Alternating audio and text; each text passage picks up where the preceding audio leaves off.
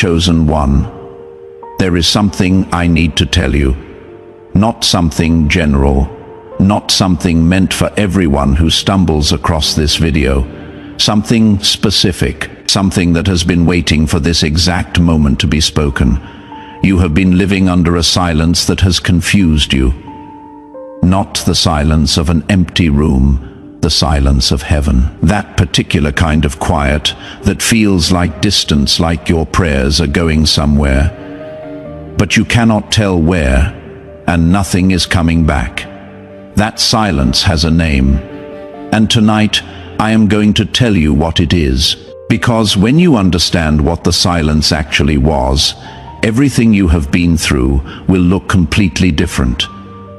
I want you to stay with me through this entire message, not because I am going to threaten what happens if you leave, but because what I am about to unfold is layered, and each layer only makes sense once the one before it is understood.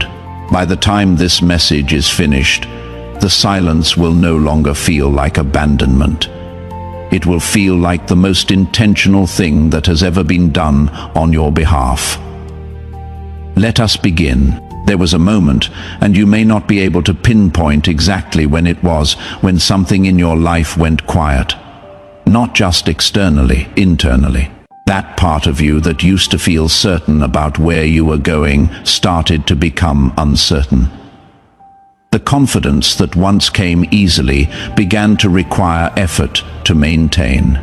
The prayers that used to feel like two-way conversations started to feel like monologues delivered into a room you were no longer sure was occupied. And you adapted because you are someone who adapts. You kept going. You kept showing up. You kept believing, even when believing was hard. But privately, in the part of you that you rarely show anyone, a question was forming, not a question you were proud of. Not a question you would say out loud in the wrong company, but the question was there. Is something wrong with me? Because everything around you seemed to be moving. Other people's lives were producing fruit. Other people's prayers seemed to be landing somewhere. Other people's doors were opening, and you were here, working just as hard, believing just as sincerely, waiting, always waiting. I need to tell you something about that waiting. It was not what you thought it was. You interpreted it as God being silent. But God was not silent.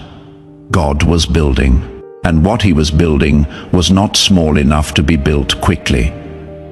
What he was building required a foundation that could only be laid through the exact seasons you were living in. Let me explain what I mean by foundation, because I think this word gets used in spiritual conversations without people fully understanding what it describes. In construction, there is a phase that looks like nothing is happening.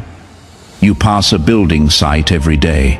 The ground is cleared, the machines are there, the workers are moving. But from the outside, to the eye that does not understand construction, it looks like nothing is being built. Because the most important work is underground, foundations are invisible. The deeper the building needs to go, the longer the foundation phase takes. And the longer the foundation phase takes, the more frustrating it is for the person who does not know what is being built. You have been in the foundation phase. You have watched other people build quickly walls, going up, visible progress, measurable growth, while your site looked like excavation. But excavation is not failure. Excavation is preparation for something that requires deep roots. Shallow roots produce fast fruit, and fast fruit falls fast. What is being built in your life was never meant to fall. So, the roots had to go deeper than felt comfortable, deeper than felt reasonable, deeper than the patience of anyone watching from outside your life, but the depth is almost finished. And what is built on a deep foundation does not shake when everything around it shakes. That is what was being prepared for you. Not a structure that looks impressive immediately, but collapses under the weight of what life brings. A structure that can carry what is coming. The weight of the calling, the weight of the assignment, the weight of the people who will lean against it in their own hard seasons. The foundation was built for all of that, and the foundation is ready. Now let me tell you what else was happening during that time.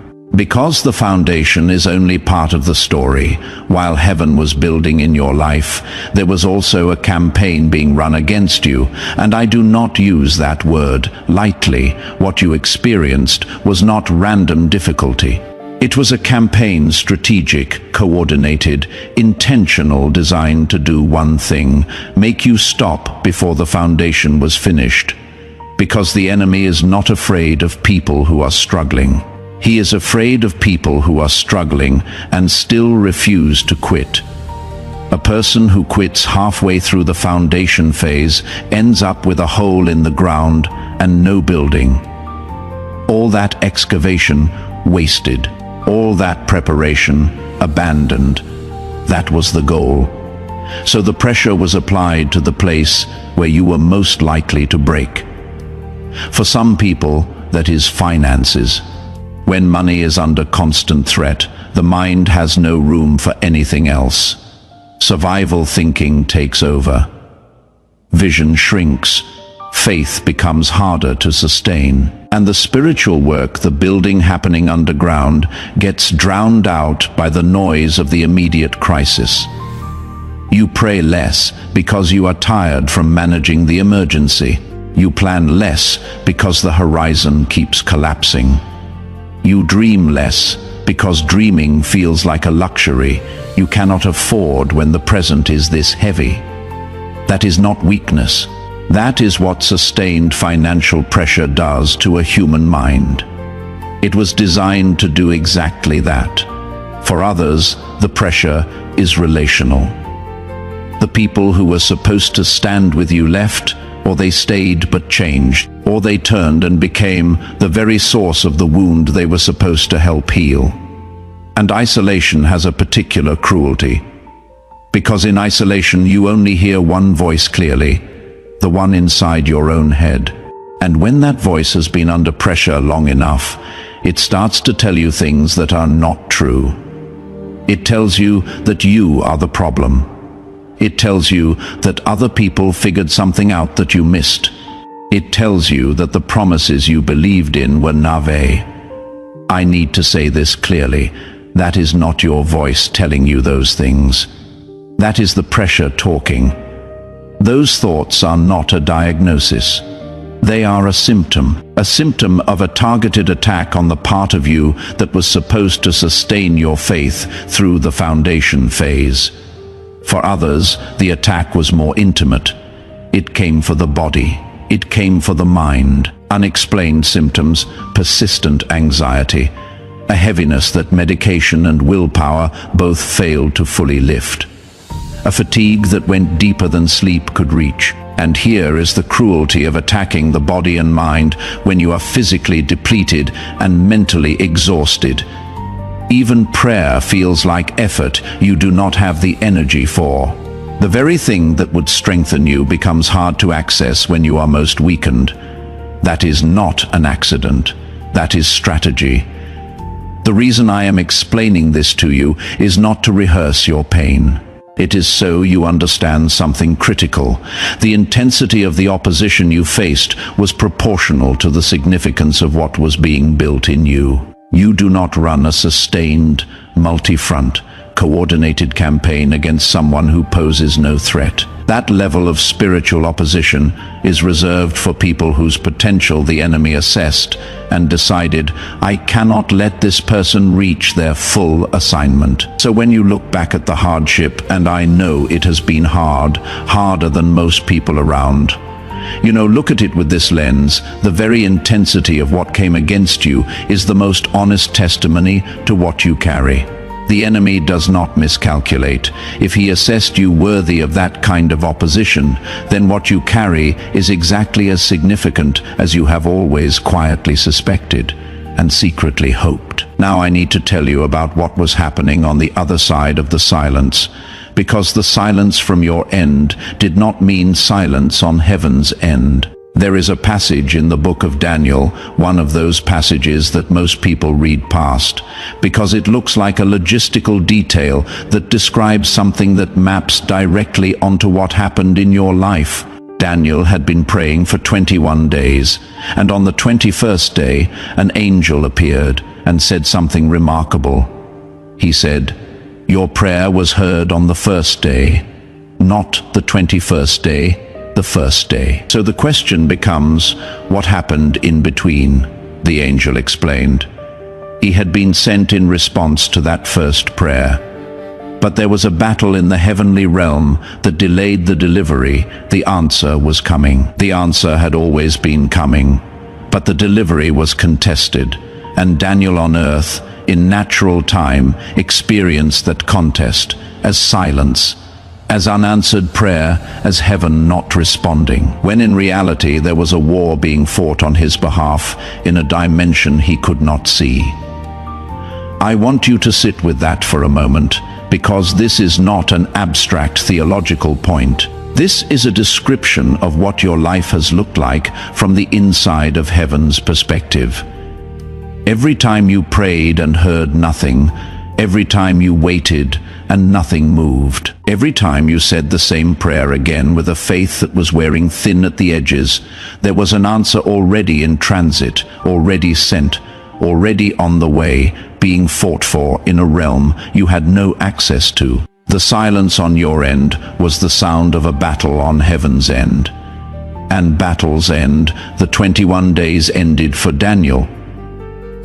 The angel arrived. The answer was delivered, not because Daniel became more worthy between day 1 and day 21, not because his prayer improved, not because he did something on earth that changed what was happening in heaven. The answer arrived when the battle was resolved, when the contest that was happening on his behalf came to its conclusion. And the conclusion, when it came suddenly. Daniel was not warned. He did not receive advance notice.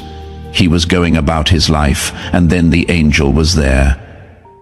This is how your answer is coming. Not with a long build-up that gives you time to prepare yourself emotionally. Not with a gradual shift that allows the transition to happen slowly, with a suddenness that reflects the resolution of something that had been contested. The battle is ending. The answer is arriving, and it is coming suddenly. I want you to understand something I feel strongly about tonight. How many times did you feel like your prayers were going nowhere, when in reality there was a war being fought on your behalf in a dimension you could not see? How many times did heaven's silence on your end mean heaven's most intense activity on your behalf? The silence was not indifference, it was conflict. And conflict, by definition, has a resolution. The conflict over your life is resolving in your favor. I will tell you how I know, because you are still here. If the opposing force had won fully, finally, you would not be here. You would have stopped. You would have given up the faith, the prayer, the believing.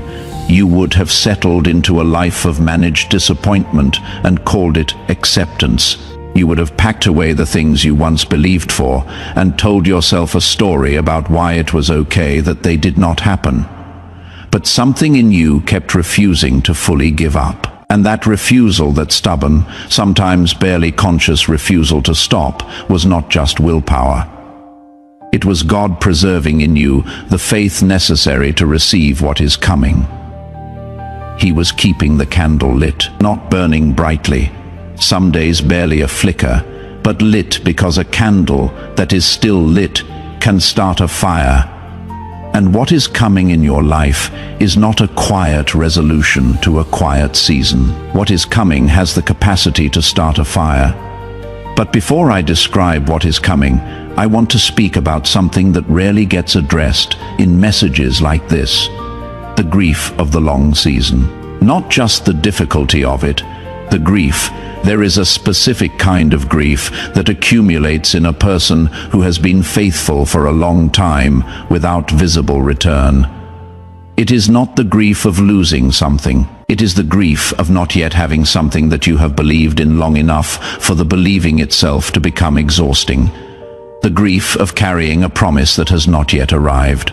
And if you have been carrying that kind of grief, if you have been doing the spiritual work of maintaining hope while privately mourning the gap between what was promised and what is visible, I want to say something to you directly.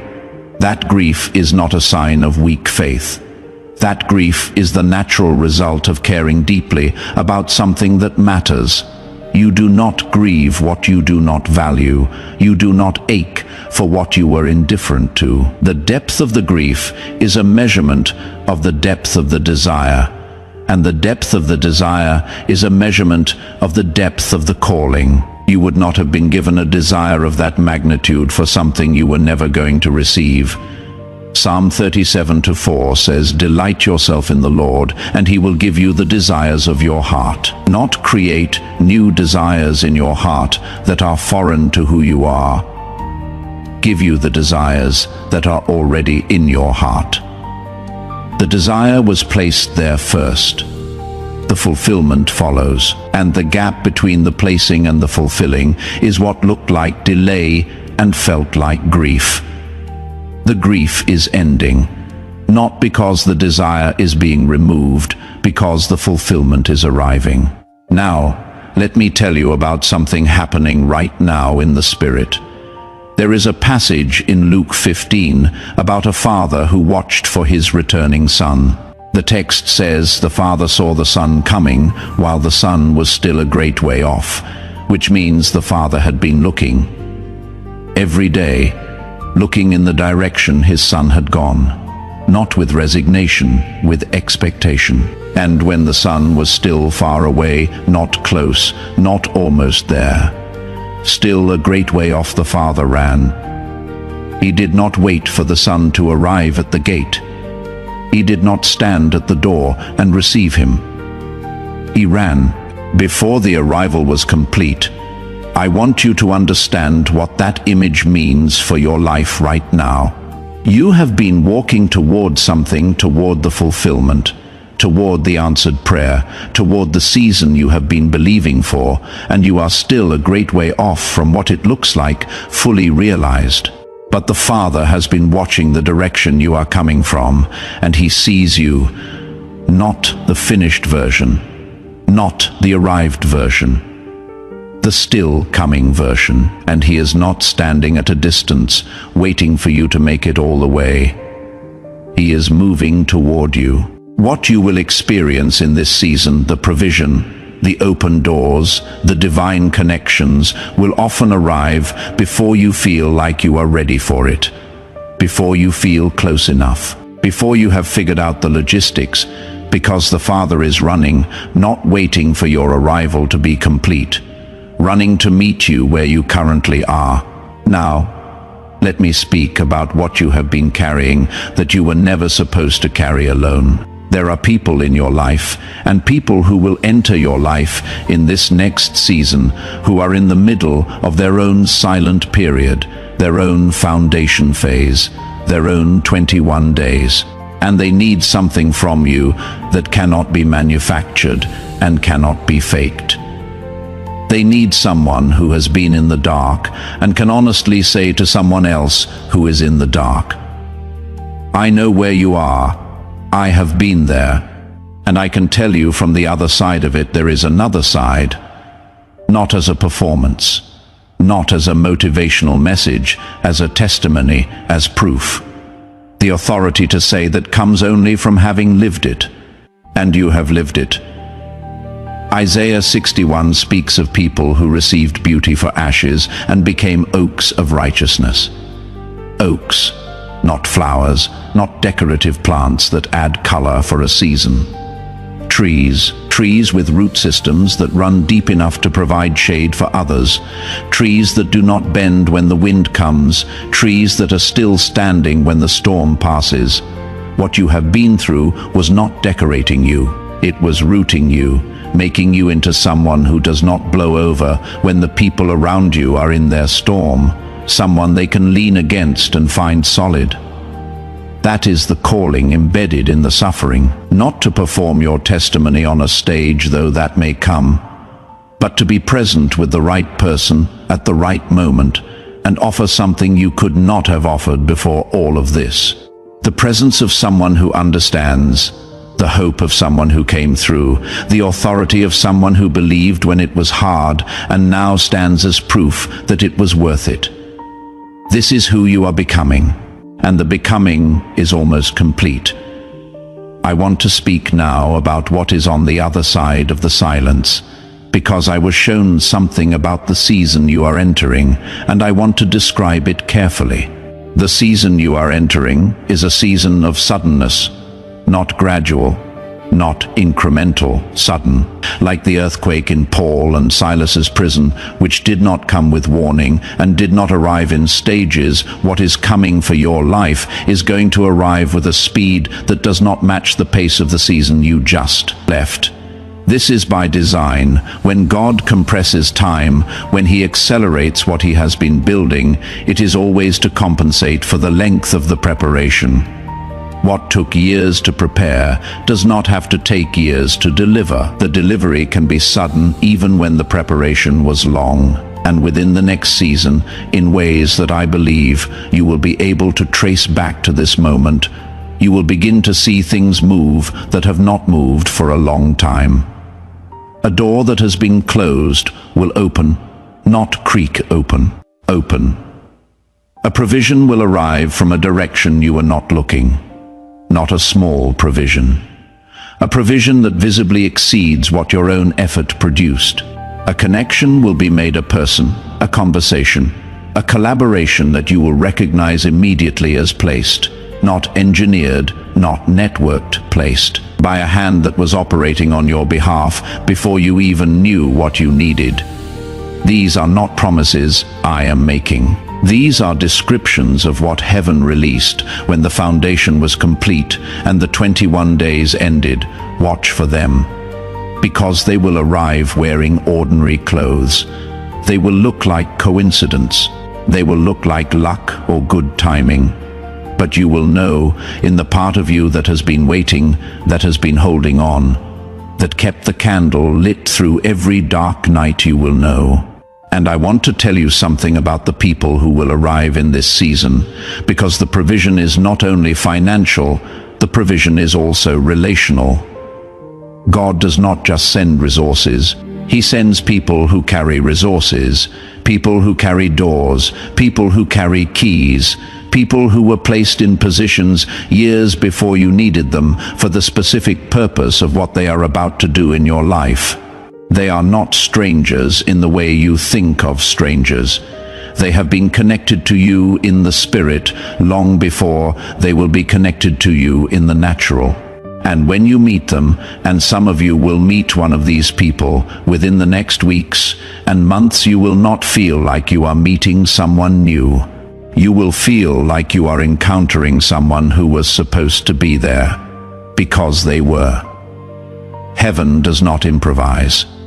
The connections being sent to you were not made in response to the current moment. They were made in the foundational phase, while the building was happening underground. Heaven was not just building in you, it was building around you, arranging the people, the circumstances, the timing that would need to be in place for what you are stepping into to be received correctly. This is why some of the relationships that ended had to end, not just to clear space, but because the person in that space was not the one assigned to the next chapter. The person assigned to the next chapter was still being prepared, just as you were being prepared. And when two people who have been through their own preparation find each other, the recognition is immediate. Not because of how it feels on the surface, because of how it feels underneath. A knowing, a peace, a sense that something that was supposed to happen is finally happening. That is the kind of connection being sent. Not another person who needs you to rescue them. Not another dynamic that requires you to shrink. Someone who sees what you carry because they carry the same kind of thing. That encounter is coming. And when it arrives, you will understand something about the waiting that you could not have understood before. That the timing of the connection was as important as the connection itself. If it had arrived earlier, you would not have been who you needed to be to receive it. If it had arrived later, it would have missed the window. It is arriving exactly when it was supposed to. I want to leave you with one final image. When a woman is in labor, there is a specific moment called transition. It is the most intense phase of the entire process. The pain is at its highest. The pressure is greatest. The body is working harder than it has ever worked. And here is what makes transition so difficult. It is the phase right before delivery. The people around a woman in transition sometimes make a mistake.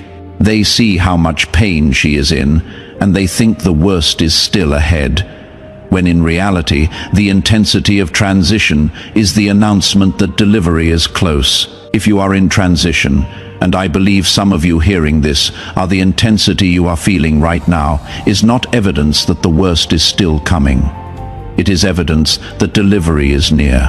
What has been developing inside of you, the calling, the gifts, the purpose, the assignment is ready to be born, and birth is not quiet, and birth is not comfortable, but birth is the beginning of everything that was promised, of everything that was prepared, of everything that heaven has been holding in trust for you through every year of the waiting. Your season is here, not approaching. Here, say this with me, out loud. Right now, Father, I release the interpretation I placed on the silence. I release the conclusion I drew from the waiting. I release the story I told myself about what the delay meant. I received the truth instead, that the silence was not abandonment. It was architecture, that the waiting was not punishment. It was preparation. That the opposition I faced was not evidence of curse. It was evidence of calling. I declare that the foundation is complete. I declare that the delivery is near. I declare that what was built in the hidden season is ready to become visible in this season. I receive the suddenness. I receive the provision from unexpected directions. I receive the connections that only God could have placed. I receive the doors that open without my forcing. I am not behind. I am not forgotten. I am not the exception to the promise. I am the one the foundation was built for, and I am ready for what was always coming. In Jesus' name, amen, chosen one. Before you go, if this message found you at the right moment, if something in what I described tonight named what you have been living through in ways that you could not find language for before, leave a comment with the words, I am ready, not as a performance. As a declaration, a written record of the moment you received what heaven has been building toward. Subscribe, because what was spoken tonight is a beginning. The next word builds on what was just established here. The foundation message leads to the building message. Do not miss what comes next. And share this with the person who came to your mind while you were listening. You know who it is. They are in the middle of the silent season. They are at the 20-day mark, and they do not know that the answer was heard on day one. Send this to them. Be the angel that delivers the word they have been waiting for. Go now, chosen one. Go with the understanding that changes everything. The silence was never indifference. It was the sound of a foundation being built deep enough to hold what is coming. The waiting was never abandonment. It was the Father watching the direction you were walking from and moving toward you. The opposition was never evidence of curse. It was the enemy's honest assessment of how significant your assignment is, and you are still here. The candle is still lit. That alone is enough to tell you everything you need to know about what is still possible. You were never forgotten. You are not forgotten now. The building is almost complete. And what rises from a foundation this deep does not shake when everything around it shakes. It stands like you have stood, and it will still be standing long after everything that tried to stop it has been forgotten. Go in peace. Go in the full knowledge of what the silence was, and receive what the silence was building for you. Amen.